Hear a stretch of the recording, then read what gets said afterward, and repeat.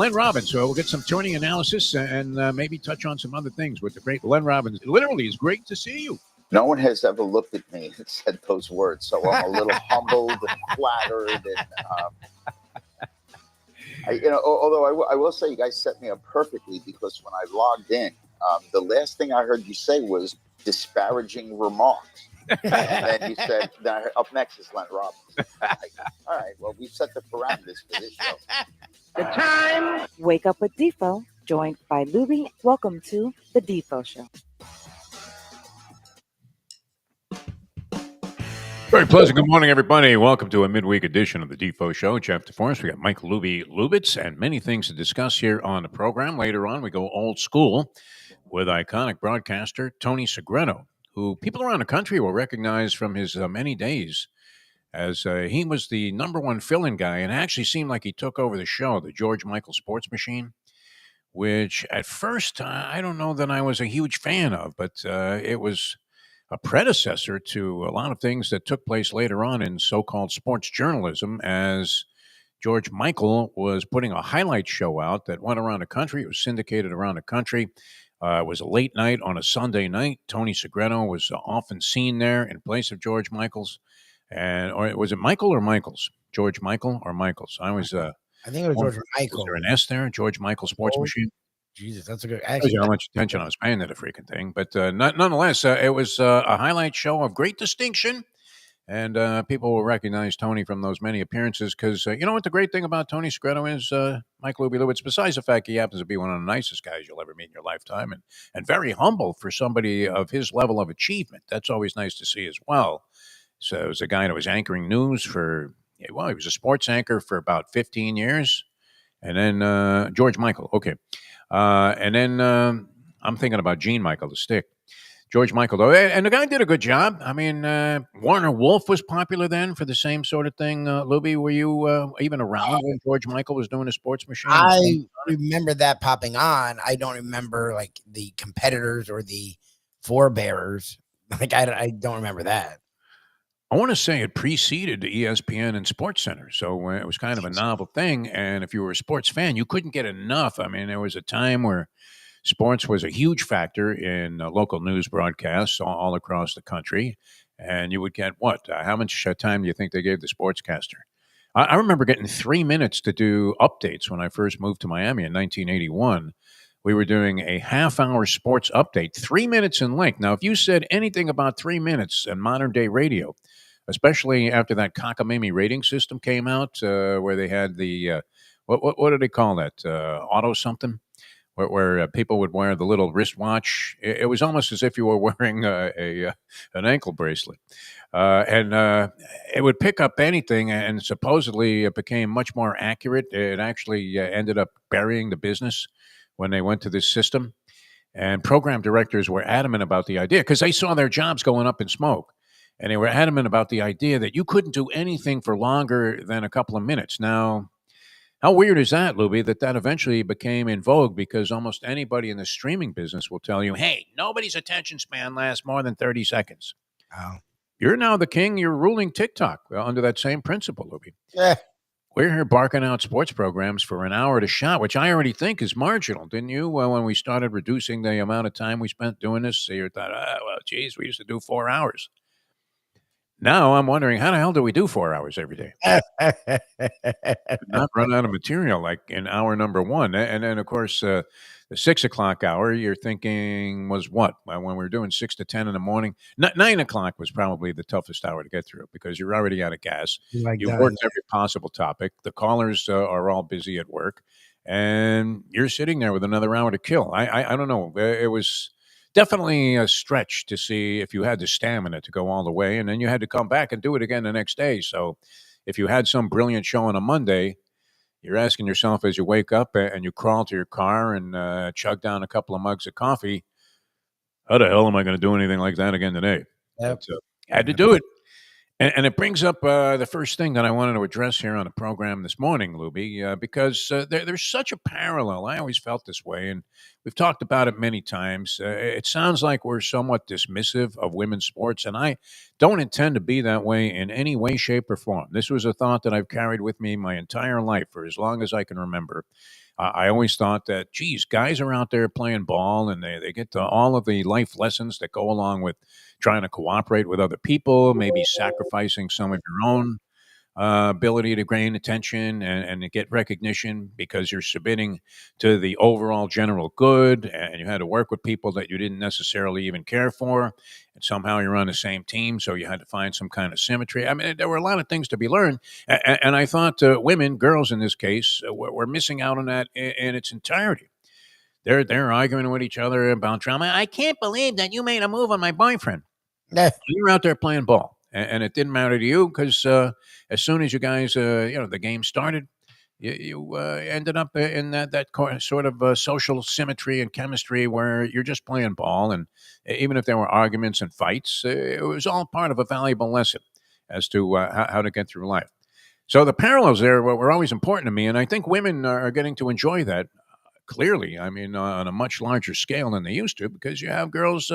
I mean, how are they even filling these rosters on these college teams with representative players when you're watching women's college basketball? I know we often talk about the disparity and the lack of overall depth, but that has significantly improved over the years in many sports. And I know Tony would say, "Hey, what about women's softball?" Mhm. Which we tend to ignore, do we not, Lubie? At what point do you draw a line about what you're willing to watch? And I would have to say significant gains made by women playing softball and or slash baseball. Now, you don't see a lot of women playing hardball, but certainly when you watch women's softball, they have gotten, I mean, exponentially better at playing the game. Tough to hit that fast pitch softball, but the plays that you see in the field and the number of women that are actually accomplished at this, just tremendous. So it was always great to me. I mean, the appeal of being able to play sports because of the parallels, and yet here's a direct parallel that we could draw from our experience in the radio business to what's transpiring in the NBA today, Libby. Oh, God. Because what was the big divide? It was always the philosophies of management versus the people that were actually tangibly on the air.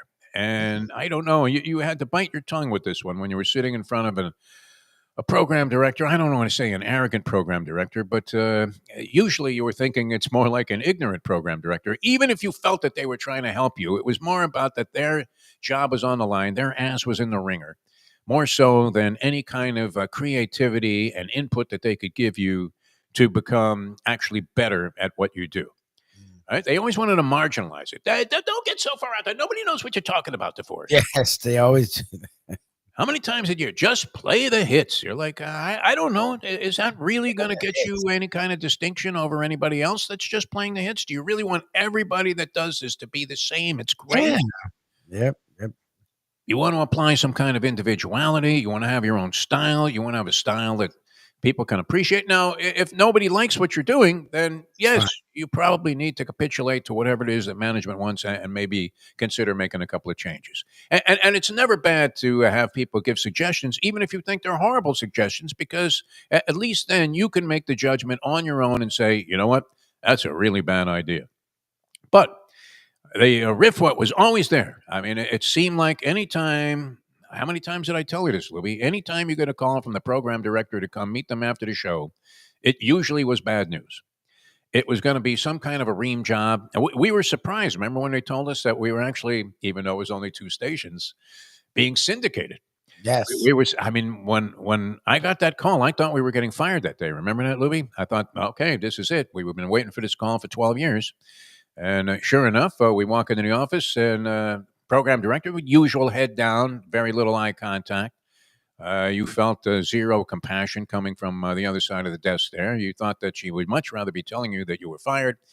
And instead, in this case, the lovely Grace Blazer, who was not, she was much more of a fan of yours than mine, because I think she felt like she had a little element of control there, Libby, that you were going to go ahead and submit to all the policies and thing, where I'm actually one of those guys that in my jobs, I've always kind of followed suit, maybe to a fault, and said, okay, you guys are calling the shots, but then we would go on the air and do whatever the hell we had to do, because you were always tempted to say, why don't you get behind the microphone and do this stuff then? Yeah. You try it. You try it and do it your way and see where it goes. And the answer is, in all likelihood, nowhere, because there was a reason that they had you in that job in the first place, because they thought you were good at it at one time. Anyway, Yes. Yeah. All right. So there was always a rift there, though, and the ideas were usually bad coming from management. Well, you know what? You really should talk more about the Marlins. I mean, this is local in Miami. You're like, if we talked about the Marlins all day when nobody gives a flying one about them, Please. we'd be dead meat. I mean, you were looking at Plutarski numbers in the ratings. Never mind Yeah. trying to grow and even like tenths of a point. You were looking at 0.0. So we tended to reject that. But it's never a good thing for the sort of subordinate, the person that's not in a position of power, that doesn't wield enough power to determine the outcome of who's going to have that job. And I'm looking at the NBA. There were two things that stunned me recently in the National Basketball Association, not the least of which was the news that broke yesterday that Mike Malone, the coach of the Denver Nuggets, 2 years ago, Lubie, Denver Nuggets win the NBA championship. Yeah, look like they'd be dynastic. Think about it. The Heat with Pat Riley and all of the genius and the wherewithal and the sort of laissez-faire, let my people do the work attitude of Mickey Harrison, a great owner by anybody's standards, a genius in the front office, all kinds of people that understand the bizarre mathematical permutations of the salary cap, like Andy Ellisberg, and I guess Nick Harrison is involved there, personnel people that are supposed to be exceptional. They've only won 3 titles, and 2 of those came when they had LeBron and Dwayne Wade and Chris Bosh, 3 Hall of Famers on the same team. Mm-hmm. Other than that, and it took Shaq and a revival from Alonzo Mourning to grind out that first championship. Now, they had other shots a couple of times. So what, have they been to 4 other finals that they lost? I want to say 4 other finals. Did they go to 2 finals with Jimmy Butler? I believe 2. they did. NBA finals. They've been to 7 total. They Okay. won to 1, went to 4, and went to 2. So they're 3 and 4 in these situations. But it just points out, I mean, you could have the top level management all across the board, people that are destined to be considered among the greatest of all time in those capacities. And still, look at the degree of difficulty of winning a championship in the NBA. So this guy Malone, didn't you like him as you saw Denver going through that run to the title, and then subsequent to that last year? I mean, they weren't horrible. Didn't they make it to the semifinals at Denver Nuggets? Had injuries. Look, it's been their issue the whole time. They for the 2 years leading up to their title were probably the best team. The problem is they would always lose Murray or Gordon. Michael Porter Jr. would get hurt, so they would never be healthy, and they would always fall apart in the playoffs because they weren't healthy. And then the 1 year they were healthy, they went right through the entire NBA and won everybody down pretty easily. Outside of the T-Wolves series in the first round, no series went farther than 6. I mean, they swept the Lakers in the goddamn conference final, or they won in 5. So it was like, okay, if they can stay healthy, they'll keep winning. The problem is they can't stay healthy, and that's what happened last year. They fell apart in the second round, and that's sort of what this year is. And they're now in like a log jam for the 3rd to 8th seed. 3 versus 8, I believe. Maybe a total of 2 games separates them now. Yeah, it's crazy. After the activity last night in the NBA, a lot of I know a lot of people dismiss this. Even guys that I consider to be as diehard of sports fans as you can possibly get. You fall into this example. Our friend Jim Sarney, former longtime writer for the South Florida Sun Sentinels. I don't watch NBA regular season, which leads me to wonder, I mean, how the hell do they sustain themselves? If everybody, it's like the fan protest, right? Well, I'm not going to any more games until they lower the price of hot dogs. And I suggest nobody goes. Yeah. Fan boycotts never work. Fan movements never work because nobody ever really adheres to it. As soon as you have an opportunity to go, you end up going if you're a diehard sports fan.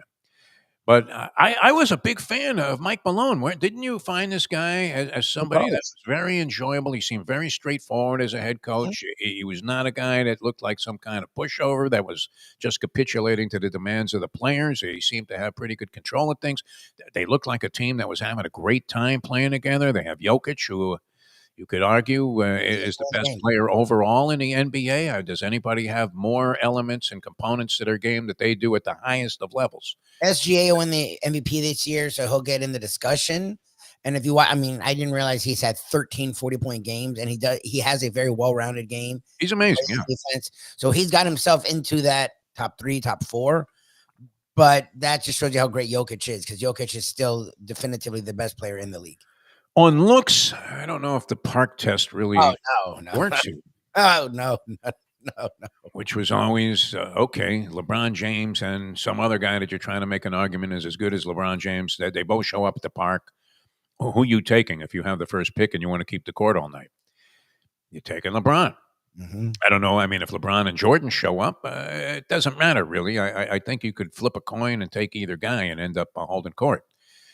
Jokic shows up at the park with Shea Gilgeous-Alexander. You might be inclined just on looks to overlook Nikola Jokic because he doesn't look like a prototype basketball player. He does look like some guy that would be dominating a rec league, doesn't he? Yes, he'd be the doofus guy that can't move, but plays fundamentally sound. There's always like the old guy that like is great at passing, shoots the set shot over the head, and you're like, dude, that guy can't move, but he makes going to grab every rebound. So if you're a guy that just likes to chuck from the outside, you're going to be already on the move, streaking down the court as soon as the ball goes up from the opposition because you know your guy's going to get it, and then he's going to be almost like Wes Unseld when it comes to the outlet pass. Fire that sucker down the court.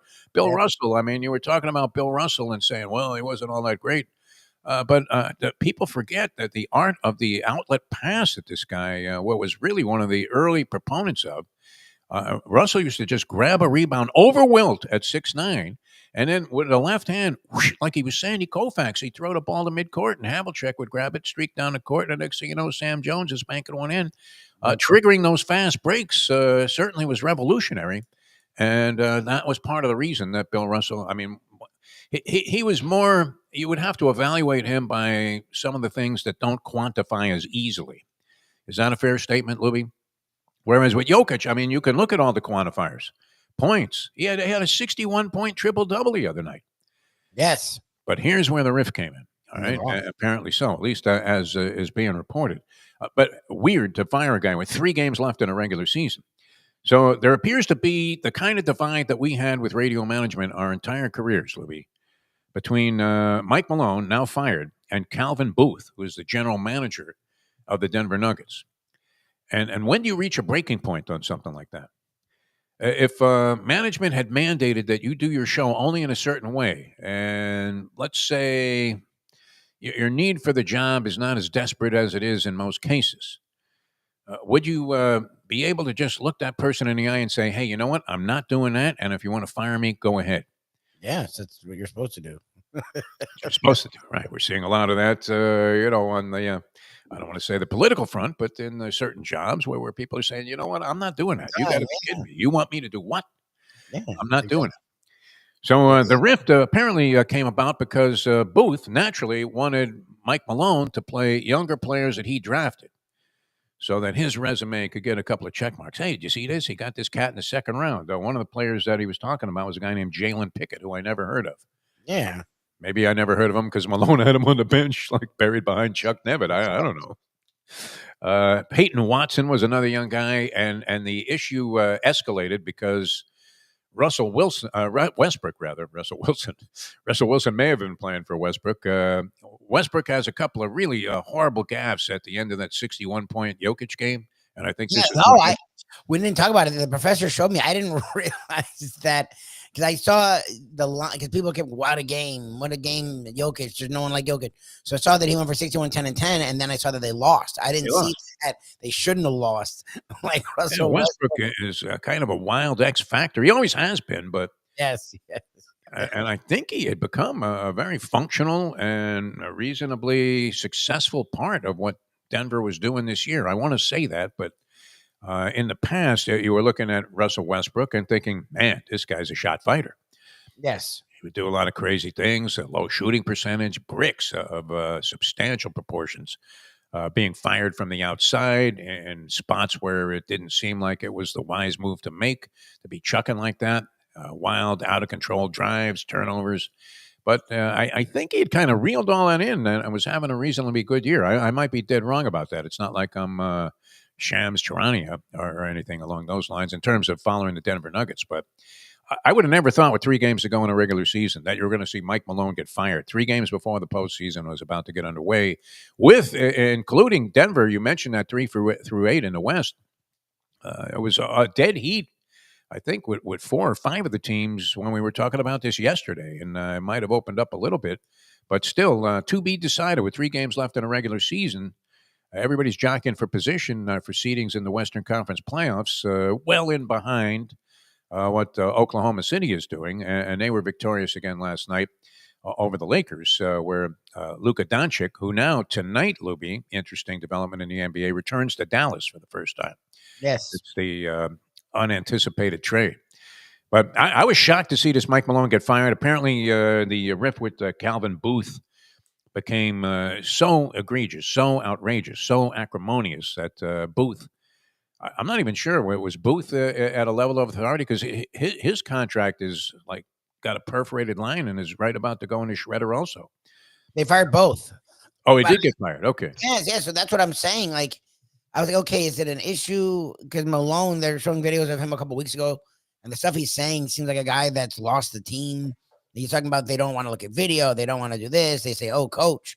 I'm like, dude, you won a title 2 years ago. Like, Spoelstra has had plenty of issues, and you never hear that. Like, no. How do you lose a team within 2 years when you won a title 2 years ago? You were in the mix last year, and you have a chance. You're only terrible this year. A game out of the 3 seed. And honestly, they're the only team that people give a chance to actually beat. Like, if they're healthy, they're still a team that people think could push the Thunder. There's no one else. I mean, they don't worry about the Rockets or the Grizzlies. Like, the Lakers are very top heavy. Like, the Nuggets are the kind of team that, if healthy, could possibly push the Thunder. Like, I'm just confused at the whole thing. I know they've lost a few games in a row, and now they're dealing with Murray's injury crap again, and that's been his whole career.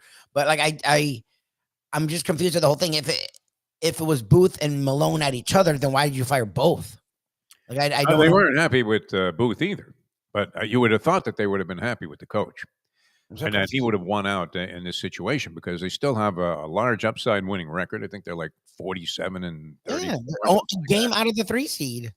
Right there, banging on the door. And if together, is this more of an album title than an actual word? Synchronicity? Is that?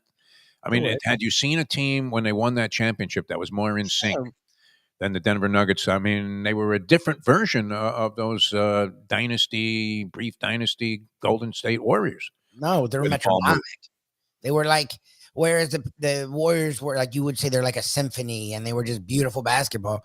The Nuggets felt metronomic. They were just consistent. No matter when they were up or down, their emotional state never changed. They never played rushed. They never played rash. Yeah. They were consistent on both ends of the floor, and you always knew they were coming. And every game, even the games they lost, they were always just right there. They never were getting pushed around. It was just very consistent. The pace, the tempo, the way they worked together, it felt old school in a sense, where they had the main dude and everyone worked around, but they worked together really well. Like, it felt like the kind of team that they'd be around for a while. They looked like they were well coached, didn't they? No, Malone did a really good job. Like, and Malone got a lot of credit. People were like, look, they're supposed to run them Malone. It felt like they had sort of taken the reins as the best coaches in the league, and they were still youngish guys. I'm confused at the whole thing. Like, and you didn't hear any of this. Like, in a lot of major cities, all year long, you'll hear the riffs, you'll hear the fights, you'll hear this, you'll hear that. I don't watch. And it's usually in conjunction with a losing record or a very disappointing series of results. Monty Williams, like with the Pistons, like you heard nothing out of Denver. Like, I haven't heard again. It shocked me. They really did. I don't watch the games every day because, again, the regular season's got, the players have said, look, we don't give a crap. So it's like, why do I give a crap? But I know the news and notes. I know what's going on. I know who's playing well. I know who's playing poor. I know what issues are hovering around the league. Like, you hadn't heard anything about the Nuggets. Like, this whole thing is weird. It came out of left field, and I don't understand any of it. And no one's come out and said anything that makes it make sense. Well, and it's the second time that an occurrence like that has kind of sent, I don't know about shockwaves, but certainly raised eyebrows where Taylor Jenkins got canned from the Grizzlies just a couple of weeks ago. Yes. And they were like, the Grizzlies are doing fine. They're right there in that same mix. What the hell is going on out west there, Horace? Really? NBA, definitely a strange league to try and follow and make any sense of. But it makes a little more sense now. I didn't realize that Booth also got canned. I thought he was about to get canned.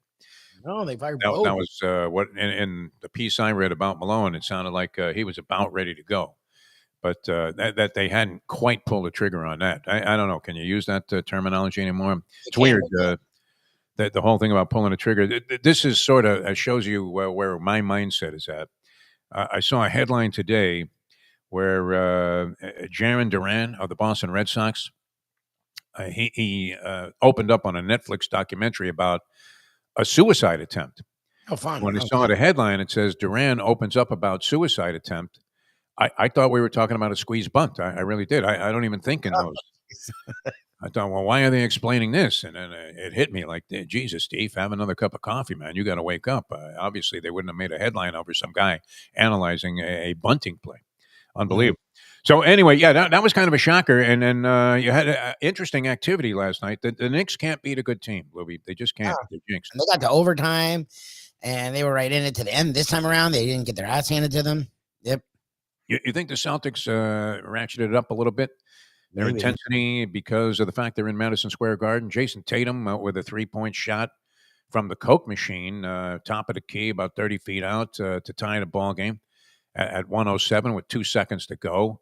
Hart misses a chance to win the game. Really tough shot. He's fallen out of bounds into the front row there. I think he landed in Jerry Seinfeld's lap as he was taking his shot. Didn't go in. They go to overtime. And again, Boston prevails. And I believe the Knicks might be 0-8 against the top teams in the East. Yeah, So, again.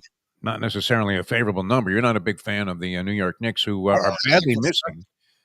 Badly missing. And this guy, it's funny, too, because you see all of these transactions, and you love this. You love off-season NBA speculation. But a very significant move that kind of traveled well below the radar there was the departure from the New York Knicks via free agency and the inking to a contract with the Oklahoma City Thunder of one Isaiah Hartenstein, who, if you saw, had a spectacular block in the ball game against the Lakers last night. And then on top of that, the guy, he's averaging like 11.2 per game and 10.7 rebounds per game. His highest point total of any season. He's been in the league, I want to say, 7 or 8 years. Looked like one of those good journeyman backups that are sometimes hard to get your hand on, especially, don't you hate it when they bring in the big white stiff? No, And that's your backup center, and you're thinking, that's the best we could do. Why not just dig up Billy Pauls, for God's sake? Yeah. But I thought Hartenstein was very effective with the Knicks last year, that was going to be a departure of some significance for him. I think it has been, and certainly a welcome addition to the Oklahoma City Thunder. Is he's having his best season, shooting 58% from the field. So there was one that wasn't I mean, what did we hear about in the offseason? Oh, how about that? Paul George is going to Philadelphia. They got a big 3 now. Ugliness. Nothing happened there. Philadelphia scrounging at the very bottom. I mean, you talk about, they look like they're seeing blowfish. That's how deep in the water they are. Right? They're seeing that little blowfish just sucking down whatever it is that they can dissect from the reef. Tony's going to join us here, Tony Segreto, and we're going to go old school, but interesting. And OKC and the Lakers, close game until Luka Doncic got ejected. And then Oklahoma City opened it up. Milwaukee and Minnesota played last night. Remember, didn't it surprise you, Lubie? I guess this makes sense because we don't relate to much that happens in the Midwest. But when we went to that game in Minnesota at the Super Bowl that year, did it surprise you how thirsting the people were for this rivalry between the Bucks and the Timberwolves? I guess Minnesota, Wisconsin, yeah, they're like right there. I guess close together. And remember, we're trying to bargain some guy down. I don't want to use any kind of tribal terminology there, but we're trying to bargain a guy down for tickets. Naturally, you never want to pay the first offering price when you're buying scalp tickets somewhere. Nope. And I think the guy wanted like $50 or something. It wasn't unreasonable. It was fine. And then my natural instinct is to shoot back. Hey, how about 30? Yeah, of course. I remember the scalper looked at us with an incredulous look, as if we were complete buffoons and idiots, and suggesting with his eyes that we had to be from out of town. Yeah, of course. And he said, in all sincerity, "This is Bucks Timberwolves. What are you talking about? One of the biggest rivalries in basketball." Oh, what? I'm saying, who the hell are you? Hubie Brown? What are you talking about? Biggest rivalries in basketball. And then there was the strangeness of the transaction where no actual item exchanged hands. Where are my tickets? I got to do it on my phone. How fearful were you that when we got to the door there, they were going to tell us that we were flat out of luck and we were going to turn around, look back at that corner and never see the guy again? Yeah, exactly. I thought they were going to be fake tickets. Right? They weren't bad. No, they were good tickets and they were decent, which is so weird. Integrity and honesty among teams. The ticket scalper, actually. And he literally had to go on his phone and punch us in. A whole And then thing. when we walked in, they just like scanned our brains and, oh, yeah, you're good. Section 305. It's right over there. You'll see a great shot. You get a great view of Matthew Dellavedova, who I believe was dribbling up the clock He there. was on, How like, old was he on the Bucks at that time? I He was think on he the was. Bucks. Yeah, he was on the Bucks. Yeah. Is he still playing somewhere? I think he's still playing. Overseas. He's like overseas somewhere. Matthew Dellavedova. Didn't he just win like a championship? I believe he did. I brought him up like a couple weeks ago. He was like MVP of some like Australian league or some like European league. Why did we always? It was the name and the way that he played. I guess that made us always want to use him as an example when we were talking basketball with somebody.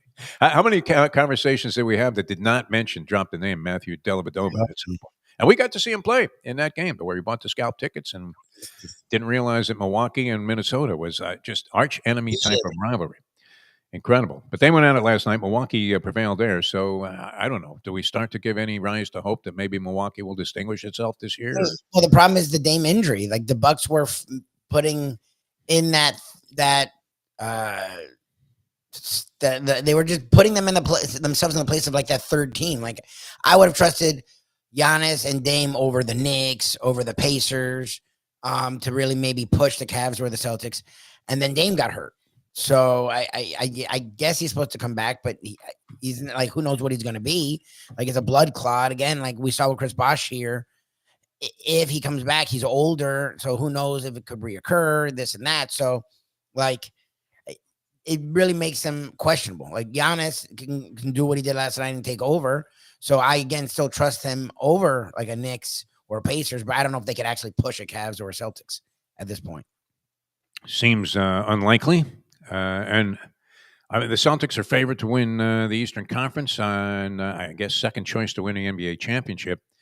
But is anybody going to knock them off? I've been trying to tout this whole idea about Cleveland being a better team and having a chance to derail them, and everybody's all concerned. Oh, geez, they can't possibly beat the Celtics. I'm beginning to believe that maybe that might be the case. That the Celtics they didn't really coast. They had more wins on the road this year than any team in basketball. Yeah, they had a good year. Their 33rd road game last night. They had a good year, and the Cavs were better. I think the Cavs 100% could push them again. Like I've said, if the Cavs have home court, and play the Celtics, I would take them in the series. Like I think the Cavs are the better team this year. I think they're deeper. I think they're better defensively, and I think Mitchell's become that true number one. And they have a bevy of guys that can do a lot of things. And I don't trust the Celtics bench at all. I know Peyton Pritchard had 40 points. What has he done since? And Al Horford's in his 60s, going to college championship games in the middle of the goddamn season. Like, I don't trust their bench at all. And Porzingis is a key cog for them. Good luck counting on freaking Porzingis. So I think the Porzingis Cavs was great last night, by the way, Lubie. He's a really good player. And amazing. Good luck counting on him. Like, I wouldn't count on him. So the Cavs have their whole team this year. You don't have Allen hurt as you did going in the playoffs last year, and everyone's playing better and playing more mature, and they just rolled through teams all year long. So show us. Okay, well, they won a series. They've done it for a few years now. Like, this is the year it feels like they're going to take that step. So, yes, I would pick the Cavs over the Celtics. The NBA people don't have to because they're all out of the Northeast, so they have this hard-on for Northeast teams. I don't. I'm from South Florida. I don't give a crap about the Northeast teams. I just watch teams play basketball, and the Cavs are a better team this year. It's just reality. All right. Let's see how it plays out. I mean, it's odd to see, speaking of odd, the odds in the National Hockey League to win the Stanley Cup, the two teams that have the best records, Washington Capitals and Winnipeg Jets, over 10-1 to win the Stanley Cup. You're getting a phenomenal price on the Capitals, who have like the most points in the league Winnipeg has 110. The Capitals have 107. 10-1 on the Capitals, 12-1 on Winnipeg, who's been great all season long. All right, let's bring in Tony Segreto to say hello, and then we'll come back and do a little old school. There he is, the handsome one himself, Tony Segreto. Unreal. How many years ago was George the Sports Machine, Tony? When did that get started? Back in 1985, I think it was, 84, 85. I did it for 21 years. 21 years? Yes. Now, did Michael, just retire at some point and you were the main guy? How did that go? He died. Oh well, that would Yes, retire him. Yeah.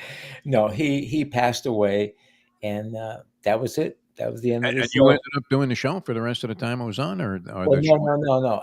I stayed there until he died. Oh, okay. He I got remember. really he. What happened was he got thrown from his horse. He owned the horse ranch, Wow. and he got thrown from his horse. And I went up for 6 straight weeks, I Mm. remember that. back and forth to Washington. Yeah. And after that, he came back. He wasn't right. He and then It's kind of Christopher Reeve type of Yeah, story. Reeve. Yep. Yeah. Very sad to see something like that happen. All right. Well, yeah. I mean, we were talking about as we were introducing the fact that you're on every Wednesday. We got some new people tuning in around the country on Bleacher Brothers, and they may not be familiar with the long, illustrious run you had here as a sportscaster and a newscaster, but they probably would remember if they've been around for a while the George Michael Sports Machine, which I thought might have even predated ESPN, but I think Oh, I ESPN did. signed on. It, Didn't they it, sign on in the early '80s? Though I remember watching ESPN in like 1981 when I It's first. the Got it may have been. It may have been. mid-80s. But Yeah. George Michael himself started in 1980. Yeah, it's saying the Okay. 80s, early 80s. So All right, so he was there around the time close when Sports Center was SportsCenter- taking off Yes. with a very innovative highlight show. And Yes. of course, it was the precursor to ESPN's Yeah. show. They- That was he- the precursor. this show's gotten a lot of credit for where Sports Center came from and what it became. He got laughed at for showing rodeo, for showing NASCAR, He would do sports. He would make and arcs. Was quick. and now who's laughing? Because Yeah. we it's a long run, man. It's like the Joe Franklin show there in New York. it was amazing. It was You're looking amazing. at that and thinking, how is this the longest running show in New York City television history, other than Kiner's Corner? Well, when you watch the thing, it wasn't all that great, but George Michael, innovator. And that's where you probably recognize his face from, people. That was the point of the whole thing. He was so he called me and he said, "Listen, we're rotating sports guys around the country, and you're up in the till for a couple weeks, and just keep in mind that you're only doing it this week, and we'll see if it works out, and we'll call you again next year." So I said, okay. So I went up there, and I went through the rehearsal, and I talked to the guys, and got along, and I did the show. So afterwards, I come walking down the stairs, and all the guys are there, and they said, George is on the phone. George is on the phone. What did you do? I said, shoot. so I pick up the phone. I said, George? He said, Tony. I said, yes. He says, remember what I told you about other guys doing the show? I said, yes. He says, forget it. You're the man. That's great. Wow, that's great. Oh man, like that day. That's nice. Yeah. So Lubie and I had a shot like that, but it never works out like it did. Exactly. They beloved you. They pushed We you. were like the number one substitute for this show, nationally syndicated radio show, Nick and Artie, with Artie Lang. And then unfortunately, Lang started doing more drugs again, and he got in a big fight with Nick, and they canceled the show. Just as we were rising to the top and eclipsing major celebrities and stars as the You were the number one villain. yeah, we had a lot of fun doing that. Yeah. We used to exit a strip club in Hialeah. And what was the name of the place again? It had a very befitting name. Tootsie's. Porky's. Oh, Not Porky's. It would have been wonderful. It was Porky's. It wasn't. So Lubie and I would go running out the back door about 10 o'clock at night. Yeah, because we had to do 11 or 1. Hialeah. We'd be out the back door where only the cops could park, and we're carrying like suitcases and equipment stuff because it was much bulkier then. And racing back to the radio station to do this. But I always thought, well, geez, they must. How are they not suspicious of this activity of us racing out the back door of a strip club? It looked like we had dismembered a body and put it into the case. Hey, Held all the equipment for the remote. listen, I got to mention, Ed's going to mention it when he comes on. Yeah. But yesterday, Texas Roadhouse had surpassed Olive Garden as the #1 fast casual restaurant in Wow. the country. Oh, thank God. They're actually good. Olive Garden is such Imagine a that. I mean, it's okay. not surprising that a place that is not exactly a Well, Olive Garden has like 150 more restaurants. Yeah. Really? Yeah. Yeah. Well, they're everywhere. Fresh They- baked bread. Let me put it to you this way, Tony. Fresh baked bread, Olive Garden breadsticks. You're going with the fresh baked bread. Oh yeah. It's very. I mean, Olive as much and popular, as much appreciated as the breadsticks always were. They are. They're solid. Because They're why, Tony? They were unlimited. They do the same thing, only with real bread. Yeah, exactly. They make themselves at Roadhouse. Of course, they're All you need is bread and bread and butter, my friend. and you're good to go. That's it. Just play the hits, my friend. All right, we're coming back with Tony Segreto, a little old school. Ed Garcia, huge college basketball aficionado. I did have word, Lubie, and I hope this comes to pass. We'll have to have Ed on the show if we can work this out. That supposedly Dusty May is amenable to coming on the program sometime. Nice. Yeah. Well, we had him in person, and we had him on our show a couple times. So good guy. He How's it sort of here? consented to it in one of these ways where, like, he told our buddy Special K, who was trying to make these arrangements for us, and he said, how about in a couple of weeks? Right now, I'm immersed in the portal, which you would have to think would be essential to any type of sustained success he was going to have in Michigan. Coming back with Tony Segreto, brought to you by Texas Roadhouse Restaurants. Ed Garcia, who was an outstanding representative of the integrity of the class and the fact that Texas Roadhouse, deservingly #1 of its type restaurant, probably anywhere in the world. He'll join us as well. Back with that in a moment. Now that. It's 8:44. Hey folks, Tony Segreto here. Let me ask you a question. What do you look for when you go out to eat? Good food, obviously, friendly atmosphere, not too loud, but good energy, reasonable prices, and a place where you feel comfortable. All those ingredients, no pun meant there, are hard to find unless you're talking about the Texas Roadhouse. You see, they encompass all of those attributes. Really, really good food, amazing atmosphere, good for a family, good for a date, or just a night out for yourself, and prices that will make you extremely happy. Their ribs, unmatched. Steaks, hand-cut every day. Everything, and I mean everything, is made on site, including their incredible bread.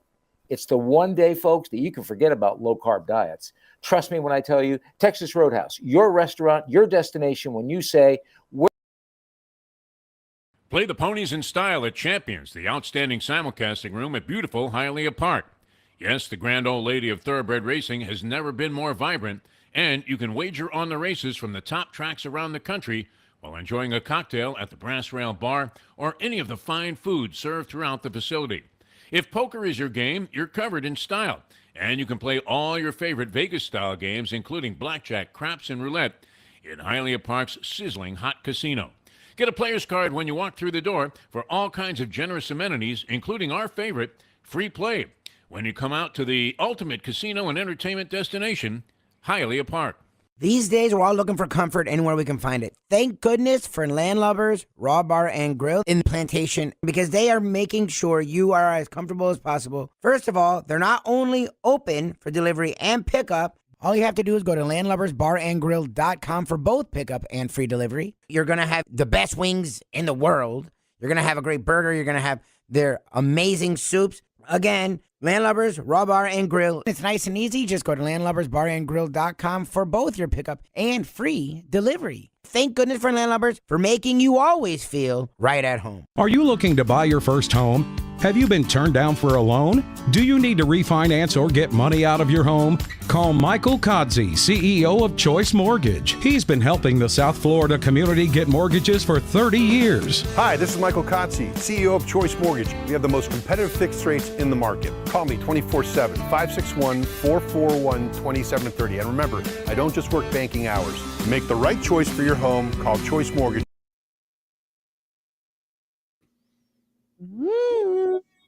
What we gonna do right here is go back, way back into time. We are now kicking it old school with the one and only Tony Segreto. Brought to you by Texas Roadhouse. All right, welcome back to the show. We got Mike Lubie up there in one corner, fighting out of the blue corner. We have Tony Segreto, bottom of your screen. I'm Jeff DeForest, and we welcome into the program from Texas Roadhouse Restaurants, now proud owners of that great distinction, Ed Garcia, who's been with us for a long, long time. And Ed, how are you, my man? Congratulations. That's quite an honor.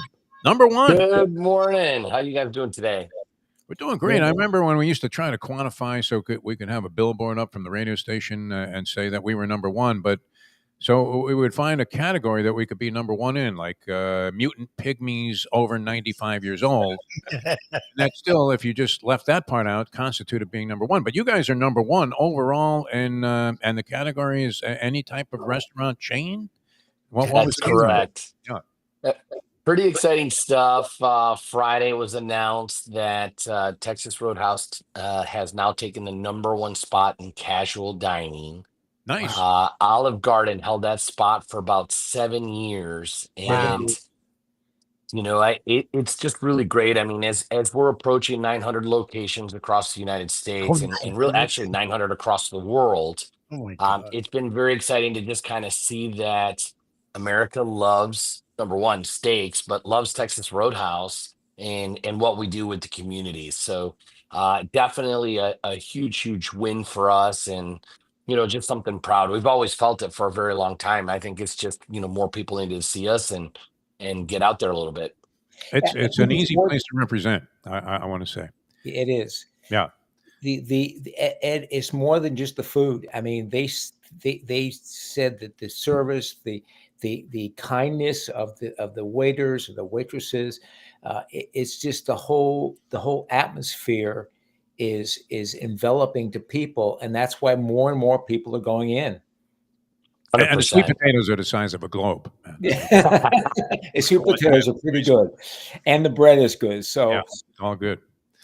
All right, but let's get into now. This is probably a distant postscript because we're already 2 days past it. But what did you think, Ed Garcia? I mean, and did that help the Gainesville store's receipts that the Gators won the national championship?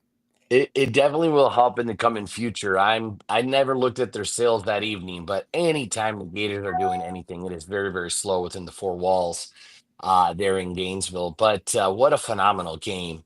I mean, really impressive that Houston was up by 12, going into the second half there. But, really big credit to the Gators and, Todd Golden, really kind of turning on the defense, because that, I think, is what gave them the edge. And at the same time being relentless and resilient, which are some of the biggest things that I talk about as characters that you really need to own, and really kind of brought them out on top. I mean, shout out to I screw up his name, but Olivier Rowe. I mean, that dude's just an absolute giant, 7'9", just absolutely crushing it out there. And brought out the W for him. So just super impressed. I mean, it was a nail biting game. My youngest, on a fun fact, happened to be traveling through that area, and she's there this week, and she's like, "Any chance you can get me tickets?" And Of course. I've actually never been to an NCAA championship game, and then she's sending me pictures, so which was pretty cool. So I'm glad she got to enjoy such an awesome event. She must have called Tony. He is the source for this sort of thing. That's right. Tony, you got Orange Bowl tickets? Yeah, I got 20. How many you want? I mean, no, you're great. And it's odd that you said the defense and the offense, and Paige Beckers was on the Today Show, and she talked about resilience, and she said, it'll go with me the rest of my life. It'll go with me whatever I do.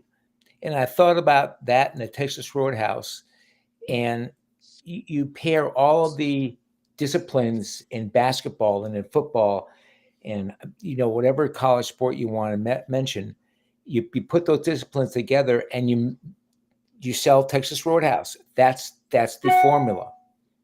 100%.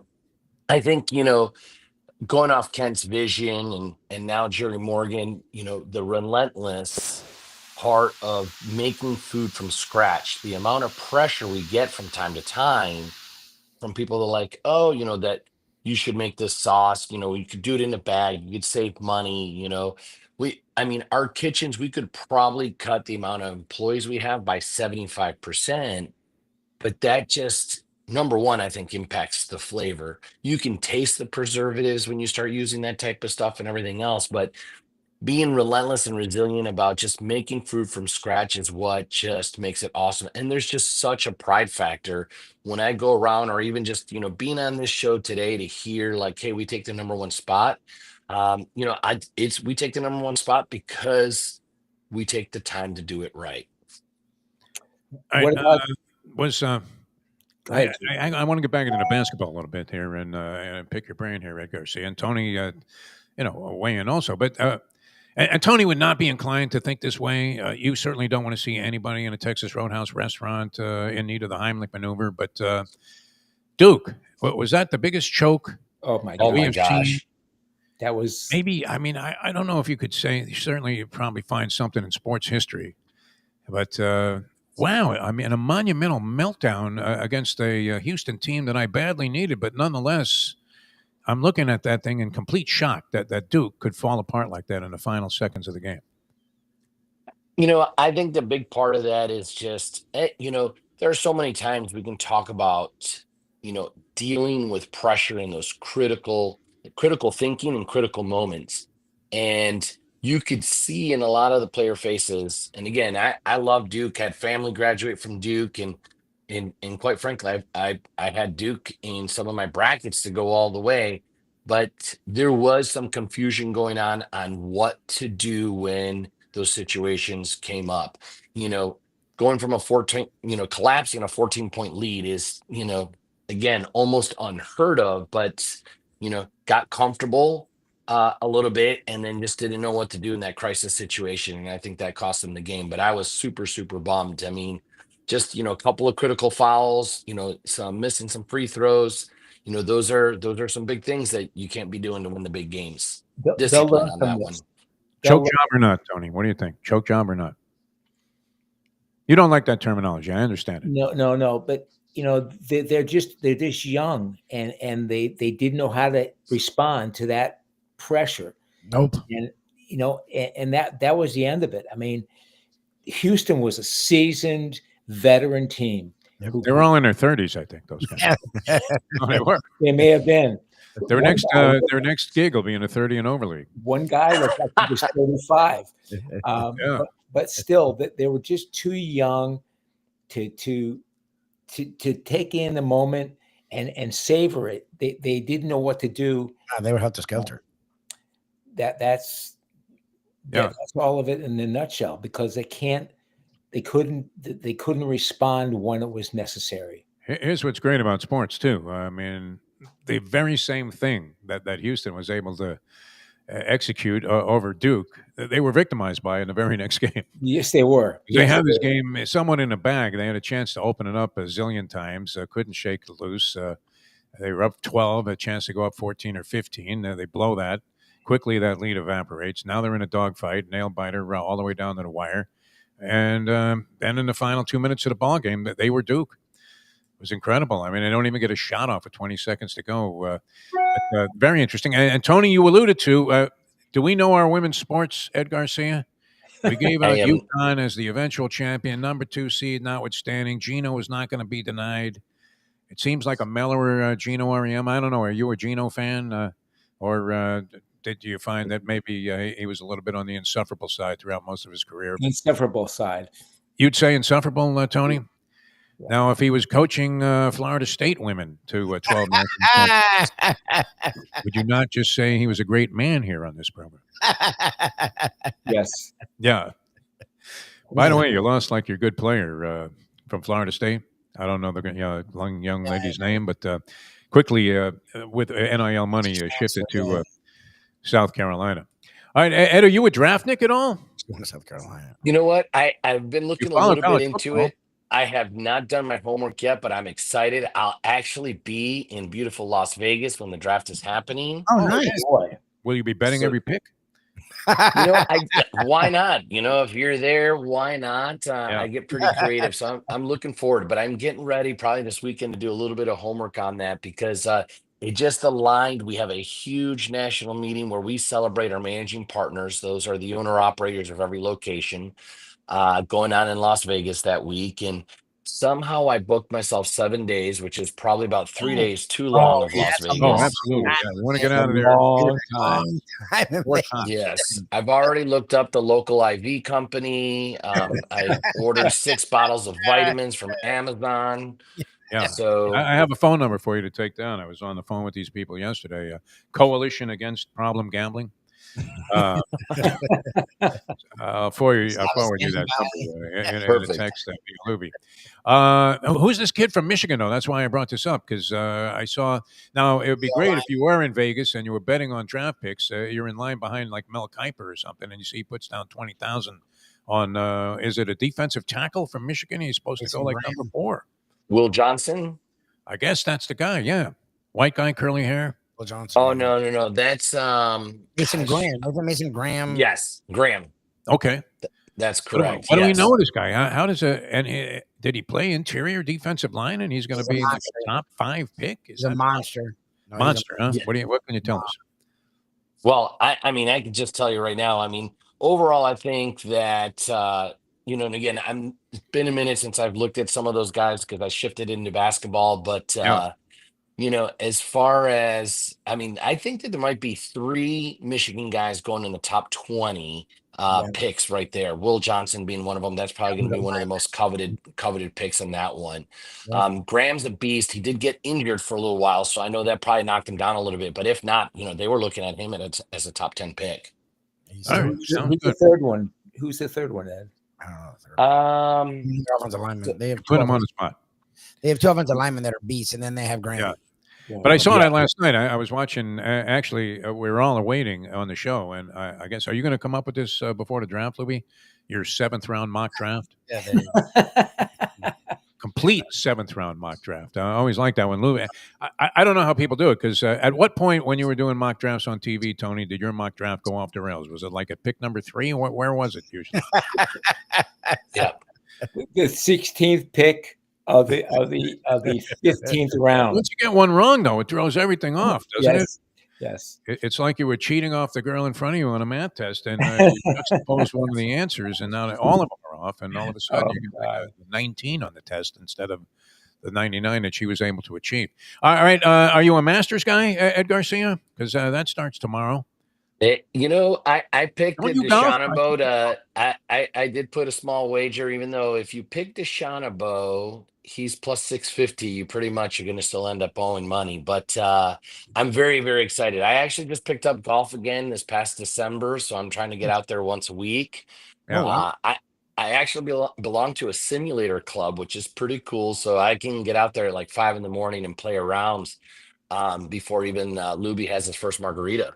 So that golf league where you're hitting, and then the ball just kind of goes like a video. You hit into a screen. You go into this place. They have 3 different bays, and you pick your course. You can play Bethpage. You can just practice. You can do whatever you like, and it's been kind of nice. So that way I can at least get my swing in, and then embarrass myself on the weekends on the actual course.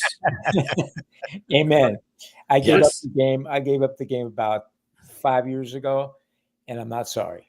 First time we ever played on a regular basis, believe it or not, was Bethpage Black. When I was in high school, and a couple of friends of mine, and we said, "Hey, let's try this golf, right?" Where we're out there with like bamboo sticks, and we had no idea. I mean, the overall course has become even more difficult than it was back then. But they used to let you go out there for like $3 and play the Bethpage Black. At 6 a.m, we'd go out there, and it was a horrifying experience. The foliage alone, like I said, has increased. But you were bringing at least 3 dozen golf balls out there. We were called the Mama Luke. Oh my God! Yeah, we would just take the bucket from the range, and that would be the thing. Yeah. What are you playing? Range ball. Yeah, mine's with the 2 red stripes. All right, DeChambeau. I have DeChambeau at 17-1, so that's not a terrible bet. Yeah. If you have Bryson DeChambeau. I don't know what these Live Tour guys are doing. They've disappeared from the planet.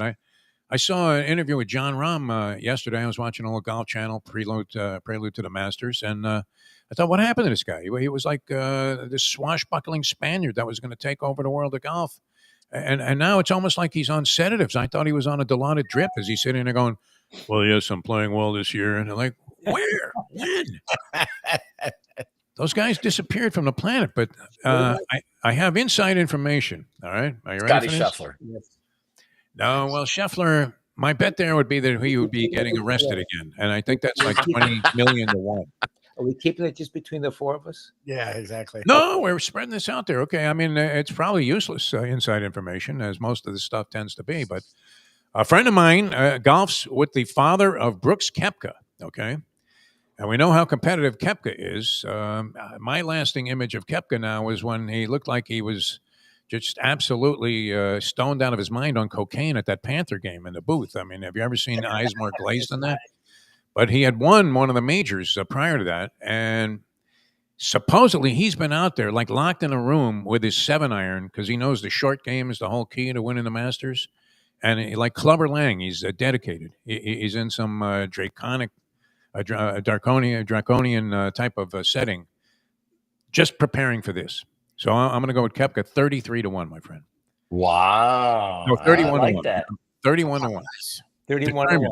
He's determined. Okay. So he'll probably miss the cut. But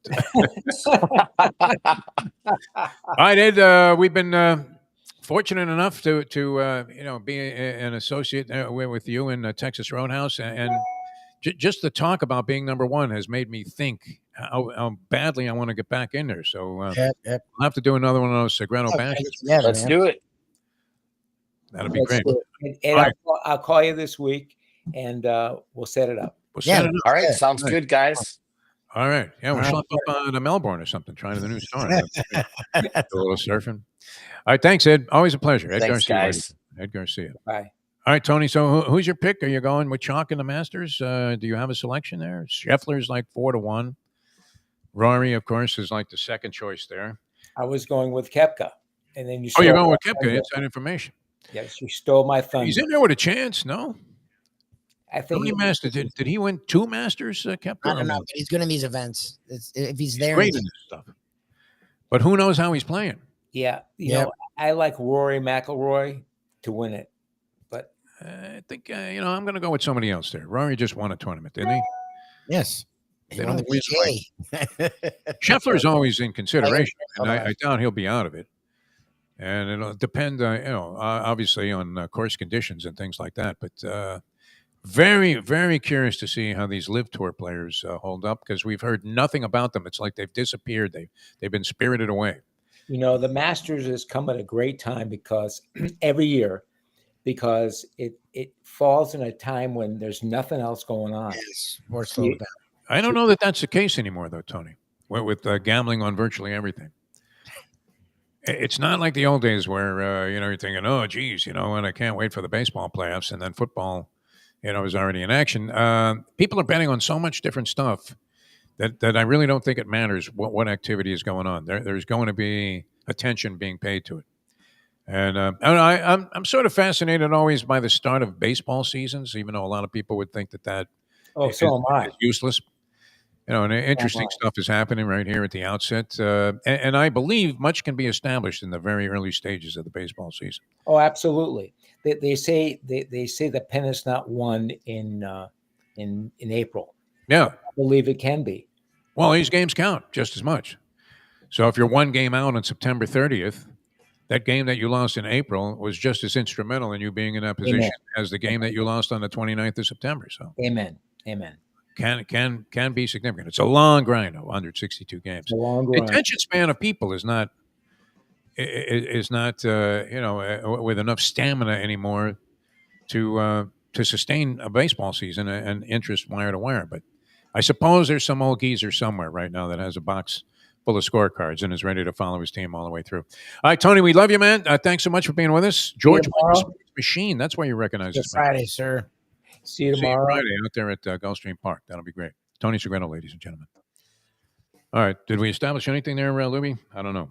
Scheffler 4-1 or thereabouts, slightly under. McIlroy 7-1. John Rahm 15-1. Even though he really did look like he was under sedation, Lubie. Didn't seem to have. Did these guys lose? How is it possible? PGA golfers are not starving. There may be the guy that's at the bottom that is just barely getting enough sponsor money to be able to afford the travel and his team and what it takes to actually be on the tour. Because let's face it, I don't know. Are they getting comped rooms everywhere they are, Lubie? Yeah. Yes. Or is there an expense being they're flying private jets, half of them on their own planes? So you're thinking nobody's starving. in this situation. But the Live Tour guys has money driven the competitive desire out of their hearts. They seemed very blasé about all of this, and as we were talking about the other day, you heard just straight up acrimony and trash talking going back and forth between the Live Tour guys because they were being perceived as rats, sellouts, blood money, thirsty rejects that were scared of competition and just wanted to take the easy way out. All the things that you resent in some kind of an athlete that you're either rooting for or had at one time or even rooted against. But you hear none of that, Lubie. They're sitting behind like Brandon Chambly there, having a couple of cocktails. I don't know. Do they have the fire in their belly to go ahead and compete in this thing, or is it a natural instinct of these kind of athletes? Yeah, look, I'm sure they still do. We'll see if they have the actual ability. I don't know if it's a fire thing. It's they've been out of that. They play barely any tournaments. The way they 54 holes. They don't even work on Thursday anymore. It's just different. So I'm curious if they can still hang. I mean, they fall again. All of them have fallen out of the consciousness of all of us. Like they're not ranked because they're not involved in the point standings anymore. Yeah, well, you would see DeChambeau, you would see Koepka bubble up, but it's been a while now since then. Yeah. All right, we'll see what happens. Anyway, I'm going to try and get into the Masters pool there, so I have more compelling interest going throughout the tournament, and I'm sure we'll be diving into that in a little bit more detail, certainly tomorrow and Friday. One of the great events on the sporting calendar, though. Would you agree, whether you're a golf fan or not, Lubie? Yeah. Sort of distance yourself from some of the other things that have been in play, the narratives about Augusta National and small things like racism and exclusivity and that sort of stuff, and pompous rich people just looking at everybody as if they were peasants. I mean, so you almost can't avoid it. I didn't mean to get into any kind of political thing there, but no, I mean it was so sort of political about that and golf, and it exposed a lot of the atrocities and inequities that were going on in the game when it came to where golfers were at and where the tour was at versus the average common man who's out there spending his money to watch this stuff. Yep. So anyway, Augusta National, an egg salad sandwich, $1.50 still. There you go. You don't get robbed. It costs you $3,000 to get a ticket. So, and they'll sell you a sandwich for $1.50. Wouldn't they just include it at that point, Lubie? Unlimited food if you were spending $3,000 to watch a golf tournament. All right, we will see you guys tomorrow. Thanks so much. We'll have a little bit of the trivia challenge going tomorrow, and then of course the Degenerate Friday edition with the professor and the big board on Friday on the program. For Mike Lubie Lubitz, I'm Jeff DeForest. We will see you next time as we leave you know that. The time. It's 9:10. Let's go to eat a damn snack. Look what they done to my soul.